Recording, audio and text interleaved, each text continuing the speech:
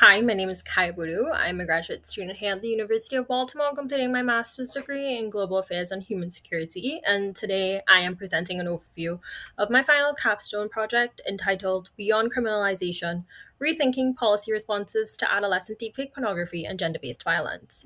In South Korea, a large number of online chat rooms have been found to be sharing sexually explicit deepfake images of women. Dangers in the digital age, realised at a northern Sydney high school, after reports digitally altered images of female students were created and shared online. They were innocent pictures taken at a high school prom, images turned explicit, fake images using AI generation tools. Tonight, a suburban community is outraged and police are taking action. Tonight on the story of a Louisiana teen who's being talked about around the country. She clocked a boy at school who, she says, used his computer to make fake pornographic pictures of her. But as you'll hear from Chief Investigator Chris Nakamoto, she was the one who got kicked out of school. Chris. In South Korea, a large The short video from the previous slide is a compilation of newsreels reporting on different incidents in Australia, the United States, and South Korea.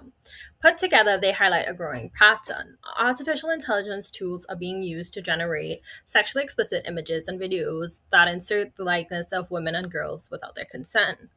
Deepfake pornography, as it is commonly referred to, is on the rise, and while states are beginning to address this phenomenon through legislation, scholars and empirical evidence argue that criminalization is highly ineffective, especially when considering deepfake pornographic use amongst adolescent males. So, the literature on the topic of deepfake pornography across discipline converges around three core pillars. First, deepfake pornography is a form of gender-based violence. Second, the role of the manosphere and digital culture in normalizing this practice. And third, the broad consensus that existing laws and policies are ineffective in mitigating this issue. So the first pillar of literature situates deepfake pornography firmly within the framework of gender-based violence. In 1995, the United Nations defined gender-based violence as any act that results in or is likely to result in physical, sexual, or psychological harm to women and girls. So in tandem with advancements in digital technologies, there have also been advancements in gender-based violence. Technology-facilitated gender-based violence, as it's referred to, encompasses a myriad of acts that utilize technology to perpetuate digital violence. And deepfake pornography, under this broader umbrella term, is often classified as a form of image-based sexual abuse, which Hall and colleagues note is the non-consensual creation or sharing of sexual or sexually suggestive images, whether those images are real or fabricated. Now, this is a really important distinction because it's critical that to understand that the literature consistently rejects the notion that synthetic images do not produce real harm. So several other authors like Flynn et al. And Rasmussen and Halmeren demonstrate that deepfake pornography and images, they produce the same and in some cases greater psychological, reputational, and social damage. Specifically in Korea, G tells us that deepfake sexual abuse is akin to social death for victim survivors. So now when looking at the second pillar, which examines how deepfake pornography is becoming normalized, especially amongst adolescent males, we have to really look at something called the manosphere. And so Jaron, Jing, and Flood explain that the manosphere is a loose ecosystem of online communities that promotes misogyny, anti-feminism, and a rigid hierarchical idea or construct of masculinity. And so we see that in South Korea through Yang, and in the US through Almanasori and colleagues, that this anti-feminist digital narrative that are being promoted by these groups online is not staying online or limited to discourse. It's now become integrated within schools and youth peer cultures, shaping behaviors and identity formation. So now, acts of technology-facilitated gender-based violence, like the creation of deepfake pornography, have become a way for boys to perform masculinity, a means of gaining peer approval, and even enforcing gender constructs similar to the ways that they're being promoted by manosphere content creators. And these practices are further enabled by just the general ease of access and the prevalence of deepfake tools, as well as the overall designs of social and messaging platforms that allow for technology-facilitated gender-based violence to go unchecked and even to become viral and something for people to laugh at or gain views through. And this is connected to the third pillar, where there's a really strong consensus that current legal and policy responses are deeply fragmented, reactive, and largely mismatched to the reality of deepfake porn and the social conditions in which they are thriving. So, legal scholars like Mini and Labuz demonstrate that even when laws regarding deepfakes exist, they are inconsistently defined and poorly implemented. So, in the European Union, for example, deepfake regulation has been focused primarily on misinformation, ignoring the use case where it's been used for sexual exploitation, and overlooks victim survivor centered remedies. And this has been mainly through indirect policies or completely absent. And South Korea is a really interesting case because it has one of the most robust legal frameworks for digital sex crimes. But we have also seen that in South Korea, there's a real mismatch between punitive justice and adolescent perpetration.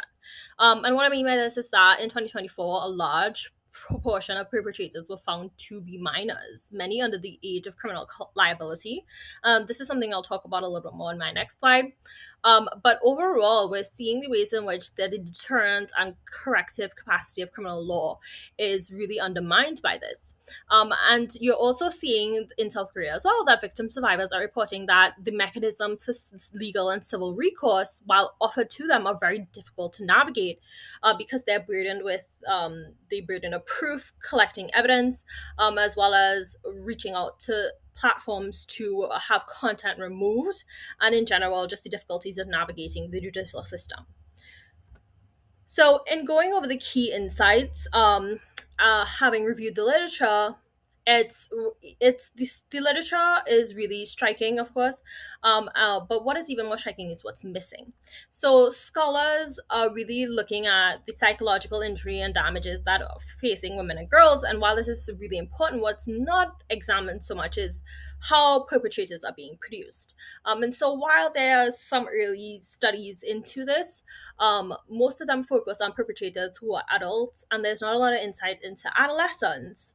And the data from South Korea that I have up here on the screen from 2024 shows that most of the perpetrators who are suspected of doing this were between the ages of 10 to 19. And then when you break this down even further, you see that 94 of those 463 suspects were under the age of 14.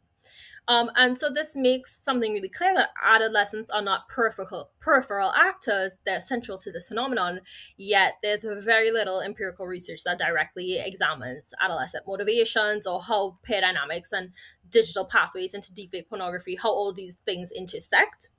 And so altogether, the literature does demonstrate a fundamental misalignment. And we're beginning to understand that deepfake pornography is produced through adolescent socialization, digital culture, but is being addressed through reactive or adult-oriented punitive frameworks. So, having reviewed this subject in great depth, I chose to develop a strategic roadmap of 4 interconnected recommendations that can directly address male adolescent engagement specifically with deepfake pornography, and then also seeking to address adolescent victim survivor harms. So, as the literature has shown, these behaviors don't exist in a vacuum. They're embedded in the manosphere and the ongoing anti-feminist narratives that are being pushed to young men through social media algorithms. And in order to disrupt this pathway from peer in-group behavior to out-group abuse, it's clear that we need to increase young people's critical thinking and literacy skills online. And so the reality is that attempting to keep children offline or restricting their access to certain groups of content isn't feasible. Instead, I propose an outline for a series of bi-weekly interactive digital literacy workshop trainings as a pilot initiative that could be facilitated by trained practitioners to educate and open a dialogue with adolescent participants on online communities, digital gender-based violence, deepfake pornography, and consent. And the main objective of the program is not really to just build awareness, but more so to teach adolescents to examine the content that they may come across and get them to start thinking to themselves, is what I'm seeing or sharing potentially harmful to somebody else, and that somebody else is a real person on the other side of the screen. So the second problem that I'm looking to deal with here is that there's a real cultural, socio-cultural need that needs to be addressed. So as we've seen, deepfake pornography is a form of peer currency, right? A way to gain status, to belong, and punishment alone can't dismantle that. So in order to disrupt adolescent male peer culture, I've designed a anti-misogyny digital campaign where former young men who may have been subscribed to manosphere groups can serve as a credible source of a counter narrative, and challenge ideas of hegemonic masculinity online. So fundamentally, what attracts a lot of boys and young men to manosphere content is the need for a role model. And to sort of disrupt this parasocial relationship will require an alternative role model because that gap still needs to be filled.